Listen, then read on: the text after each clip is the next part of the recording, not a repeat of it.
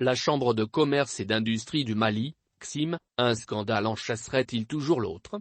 En tout cas, pendant que son président, Youssouf Bathily, se trouve derrière les barreaux à propos de l'utilisation frauduleuse présumée de 9 milliards de CFA du fonds Covid-19 de l'État mis à la disposition de son institution dans le cadre de la politique malien, un masque, une autre affaire scabreuse dans laquelle son nom est intimement lié vient d'éclater au grand jour.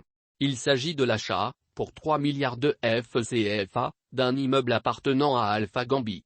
Le terrain, qui se trouve au quartier du Fleuve et qui a abrité, entre autres, le ministère de la Culture et du Tourisme sous le président Hatt et le siège de la campagne du Rassemblement pour le Mali, RPM, pour la présidentielle de 2013, est prévu pour abriter le nouveau siège de la Chambre de commerce et d'industrie du Mali, CSIM.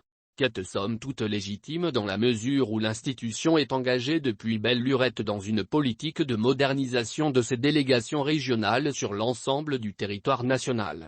Le seul hic est que la CSIM, malgré le paiement intégral du montant pour l'acquisition du titre foncier, n'a toujours pas un document pouvant justifier son droit de propriété.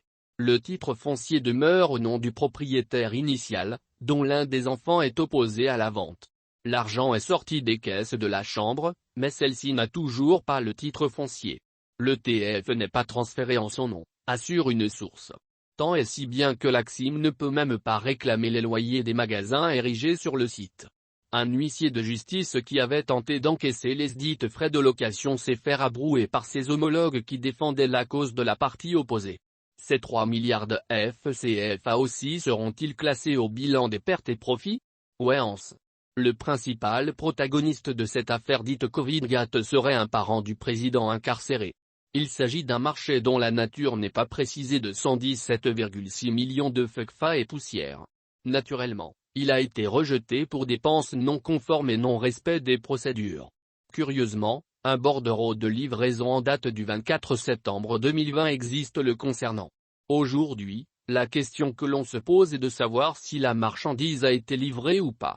Toujours est-il que les griefs sont nombreux: pièces fiscales non jointes, actes d'engagement, bons de commande, bons d'achat non joints, copies d'entente directe non jointes, procédures de dépenses non conformes, etc.